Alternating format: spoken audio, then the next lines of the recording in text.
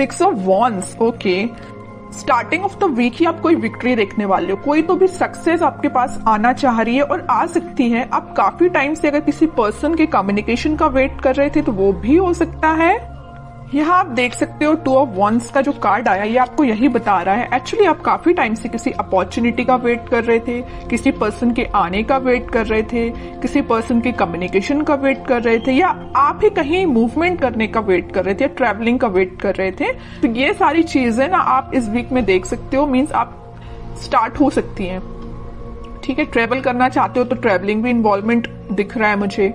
हाँ, किसी opportunity, resources, सारी चीजें आती हुई दिख रही है। कोई पर्सन आपके साइड मूवमेंट लेते हुए दिख रहा है ना। बाकी और कार्ड्स निकालते हैं तो क्लैरिफाई हो जाएंगी चीजें।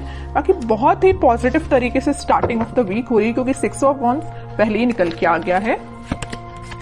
किंग ऑफ कप्स, देखिए मैंने स्टार्टिंग ऑफ द रीडिंग ही बोल दिया था आपको कि आप किसी ऑफर का वेट कर रहे हैं, आप किसी पर्सन का वेट कर रहे हैं, तो वो पर्सन आपके साइड मूवमेंट लेने के लिए निकल चुका है। इस वीक में वो आपसे कम्युनिकेशन कर सकते हैं। आप जिस कप को लेके बैठे हुए तो मे बी वो कप आपका फुल करने आ सकते हैं।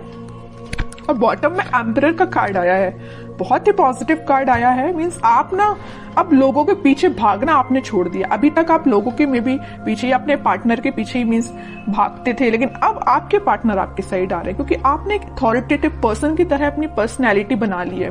मीन्स आप ना अपनी मेंटालिटी इस टाइप की बना ली है कि जिसको आना है आपकी लाइफ में आए, जिसको जाना है जाए, you don't care.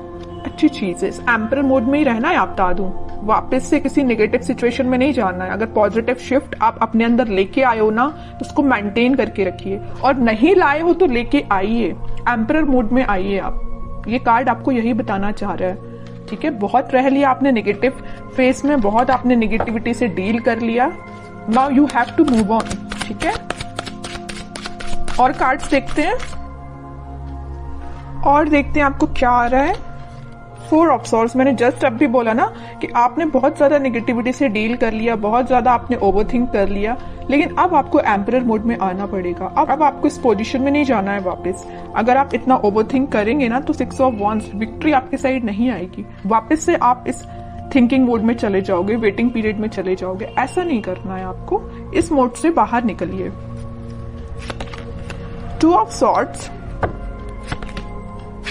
10 of swords, bottom में आया है queen of swords with 9 of cups. Okay, देखिए यहाँ तीनों के तीनों कार्ड मुझे डिफाइन कर रहे हैं आपकी सिचुएशन। मैं थोड़ी देर पहले ही आपसे बोला था ना कि मुझे नजर आ रहा है कि आप किस सिचुएशन से डील कर चुके हैं। आप बहुत ही ज्यादा नेगेटिविटी से डील कर चुके हैं, मे बी बहुत ही टॉक्सिक काइंड के पर्सन से आप डील कर चुके हैं। ये मे बी आपके पार्टनर भी हो सकते हैं। तो आप अपने माइंड में थोड़ी सी कंफ्यूजन क्रिएट हो गई है एक्चुअली कि अब आपको आगे बढ़ना चाहिए कि नहीं बढ़ना चाहिए, है ना। ओवरथिंक कर रहे हो बहुत ज्यादा। किसी पर्सन ने अगर आपको इस सिचुएशन में डाला है, इस नेगेटिव सिचुएशन में डाला है, तो तभी आपके माइंड में कंफ्यूजन आ रहा है कि क्या करना चाहिए आपको। लेकिन मैं बता ही चुकी हूँ, स्टार्टिंग ऑफ द रीडिंग ही बोला है, यहाँ पे आपके पार्टनर वापस से आपसे कनेक्ट होने के लिए आ रहे हैं। उन्होंने जरूर आपको 10 ऑफ सॉर्ड की सिचुएशन में डाला, आप जरूर आपने बहुत ओवरथिंक किया, लेकिन आपके पर्सन आपके पास वापस आना चाह रहे हैं। ठीक है, क्यों आना चाह रहे हैं? क्योंकि इनके माइंड में आ गई है क्लैरिटी।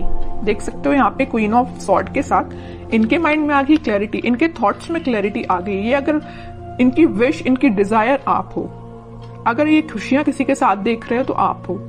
ठीक है, और अगर अभी तक इनके माइंड में क्लैरिटी नहीं आई थी तो इस वीक में क्लैरिटी आ सकती है, तभी वो आपके साइड कोई एक्शन लेने का सोच रहे हैं। क्लैरिटी के साथ दिख रहा है कि आपके पार्टनर के माइंड में जितना भी कंफ्यूजन था वो दूर होते हुए मुझे दिख रहा है।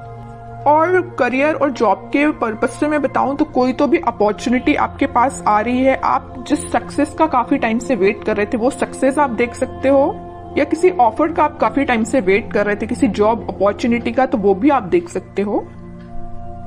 या किसी रिजल्ट का आप वेट कर रहे थे तो रिजल्ट आपको पॉजिटिव वे में ही दिखेगा। ठीक है, बस एक चीज का आप ध्यान रखिए, आपके माइंड में, अगर मैं स्टडी के बेसिस पे बात करूं या करियर या जॉब या बिजनेस रिलेटेड बात करूं, तो आपके माइंड में मुझे कंसंट्रेशन की थोड़ा सा प्रॉब्लम नजर आ रही है कि आप अपने माइंड को कंसंट्रेट नहीं कर पाते हैं। अगर आप पढ़ने भी बैठे हो ना, किसी काम पे फोकस करने बैठे हो, तो आपका फोकस ज्यादा से ज्यादा 10 to 20 मिनट्स ही रहता है। 10-20 मिनट्स तो मैंने ज्यादा ही बोल दिया। है ना। तो मीन्स आपका कंसंट्रेशन पार नहीं बढ़ पा रहा है, मे बी ये प्रॉब्लम आपके साथ हो सकती है। क्यों नहीं हो रहा है ऐसा? ओवर थिंकिंग इसकी वजह है कि आप पढ़ने बैठे नहीं कि आपके माइंड में 10 टाइप के थॉट्स आना स्टार्ट हो जाते हैं। आप कोई काम को करने बैठे नहीं या किसी स्ट्रेटेजी प्लानिंग बनाने बैठे नहीं कि 10 टाइप के थॉट्स आना स्टार्ट हो गए।